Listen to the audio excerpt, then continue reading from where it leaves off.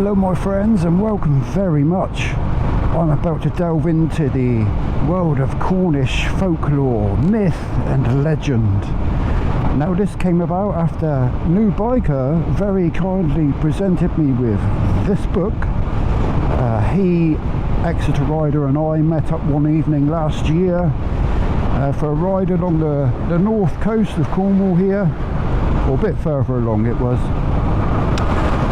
Yeah, but he gave me that book and there's a story there that has inspired this video. So I'm returning to the north coast, actually going to a place called Boscastle. Boscastle was the only natural harbour for a 40-mile stretch of coast between sort of Heartland in Devon and Padstow further down Cornwall. Back in the 1100s, the Botro family built a castle, and the village that sort of popped up around that castle over time went from Botro's castle to Boscastle.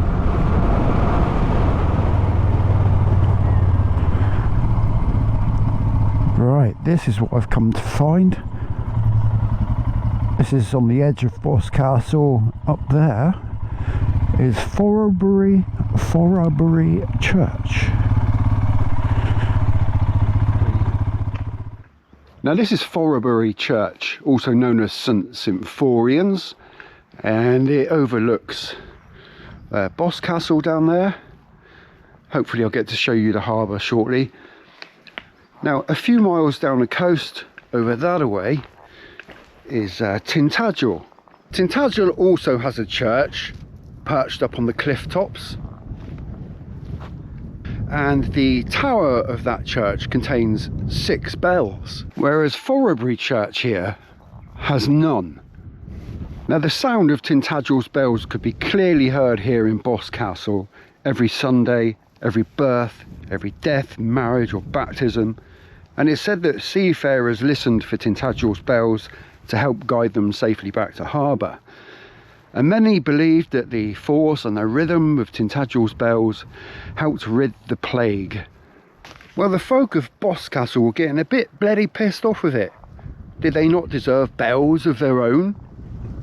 And of course, at every given opportunity, the Tintagelonians would rub it in and say that even if their church did have bells, they wouldn't make the same racket as their own. Having had enough, the people of Boscastle petitioned for their own bells, and the church council approached Lord William Botro, who granted their wish because he was such a nice man, though some thought he wanted the bells to protect himself from the plague. But either way, soon enough there were 3 bells in order from one of the finest bell makers in London. Well, people talk, and word got out that the Boscastlers were to have their own bells, and a bloke called Bob from Tintagel, who happened a few weeks later to be piloting the ship that brought the bells to Boscastle, he suggested friendly bell ringing competitions, quietly confident that Tintagel would win every time. Time went by, and finally the bells had been cast and tuned and inscribed and put aboard the ship, the Golden Fleece, which set off for Cornwall. Any rivalry between Boscastle and Tintagel was now off the cards, and together they planned a celebration to welcome the Golden Fleece and its cargo. They arranged for the Tintagelonian campanologists to ring their bells loud and proud as they liked when the sails of the ship appeared on the horizon. The sails of the ship appeared on the horizon, and there was much excitement. Chief Pilot Bob had set off several hours earlier and was now aboard the Golden Fleece, guiding her towards Boscastle Harbour. People gathered on the cliff tops to witness this momentous occasion, and the bells of Tintagel's church rang sweetly. The gentle breeze blew towards the shore, and the Smooth waters glistened in the sunshine, and it was all some pretty. On board the Golden Fleece, as she closed in on the harbour, Pilot Bob gave thanks to God for the safe arrival of the ship and Bottrow's bells. But the captain of the ship replied with swearing and blasphemy, and said that he should thank the ship's good timbers and a fair wind, and not the Almighty. And with that, up rose the sea, the sky darkened and the wind began to howl, and the Golden Fleece was driven to the rocks, and she was broken to pieces. Onlookers said they heard the bells chime solemnly as they went down to the seabed. The priest of Forrabury Church rushed down to see if he could help any of the survivors, but found just one man. Our Bob was bobbing around, as Bobs do, clinging to a piece of good timber. It's said that Lord Bottrow died of the plague, and locals will tell you that whenever a storm blows in from the sea, they can hear the bells chiming a haunting tune. And as for the tower of St Symphorian's here, it remains silent. What a load of old bloody bollocks, isn't it?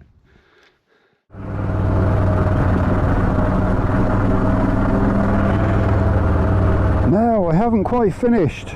I've got something else to show you. Whoa, it's exciting, isn't it? There's Boscastle Harbour down there. If you want a better look of that and some drone footage, I'll put a link up in the corner to a Ride Through Time video I did there, where I did a video about the floods in Boscastle, and I flew the drone around the harbour.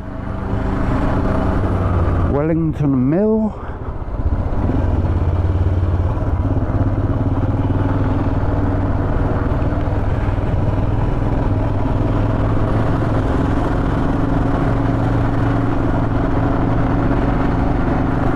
Now, over in the woods over there,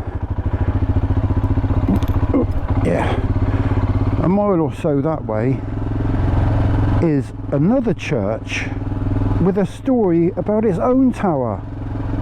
How about that?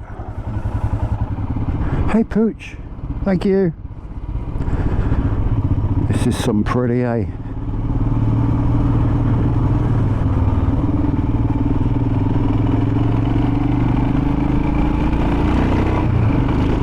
Now, I first stumbled across Minster Church quite by accident after taking the wrong turn one day, and even then I nearly completely missed it because it was so hidden by foliage.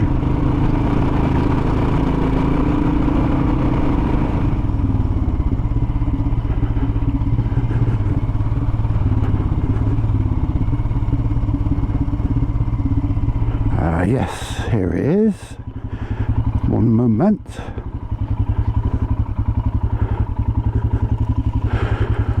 There's Minster Church. Somewhat easier to find today, seeing as the trees have shed their leaves. You'll notice it has a rather stumpy tower and none of the usual fancy pants pointy pinnacles and stuff. But folklore suggests that this wasn't always the case. There was a time that the church tower rose above the treetops, and monks from the priory would place a light in it to guide pilgrims to the saint's shrine. But because of its location, it could not only be seen from the land, but also from the sea, and it's said to have misled fishermen as they returned to Boscastle Harbour, sometimes with tragic consequences. And after a particularly terrible accident, a large group of angry fishermen walked up through the valley and pulled the tower down to the height you see it here today. There, that is it for today. Thank you ever so much for watching. I hope you enjoyed that. A special thanks to New Biker for the book. I'm just going to sit on this bench. I've brought coffee and I'm going to sit and enjoy that view for a little while. As always, thank you for watching, and until next time, take care. Ciao for now. Bye bye. We'll ride the roads together.